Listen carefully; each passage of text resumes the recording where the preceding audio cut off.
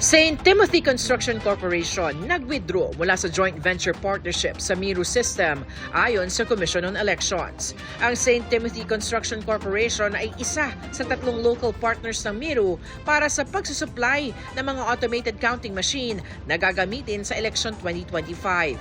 Ito'y matapos malaman ng COMELEC na may ilang personalidad na konektado sa St. Timothy na maaaring tumakbo sa local at national posisyon.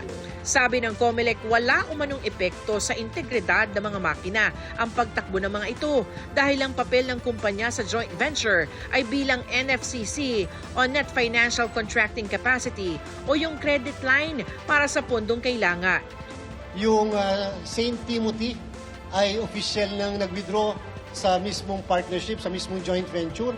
Ini-inform tayo na tinanggap na ito ng dalawang natitira pa na partners doon sa joint venture. Ni-refer natin sa Law Department upang ang Law Department ng COMELEC ay kaagad magkaroon ng pag-aaral kung ano ang dapat na aksyon ng Commission on Elections.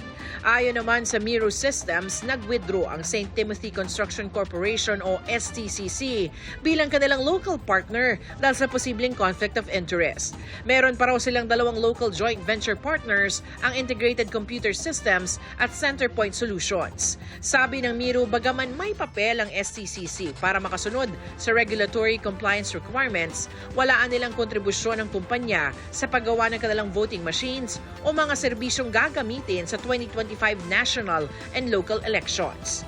Sa patuloy raw nilang paghahanda, meron na raw 50,000 automated counting machines at isinasailalim sa acceptance test at 100% ng iba pang election peripherals at printing machines. Giniit ng Miru, wala raw magiging epekto ang withdrawal ng STCC sa kanilang pangakong makapagbigay ng mas maayos na automated election system para sa mga Pilipino.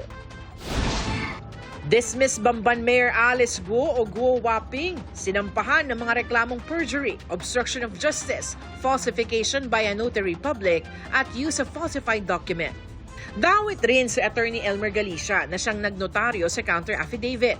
Pati ang mga tauhan ni Guo na si Kat Salazar na umano'y body double ng dating alkalde at isa pang staff na si Geraldine Pepito.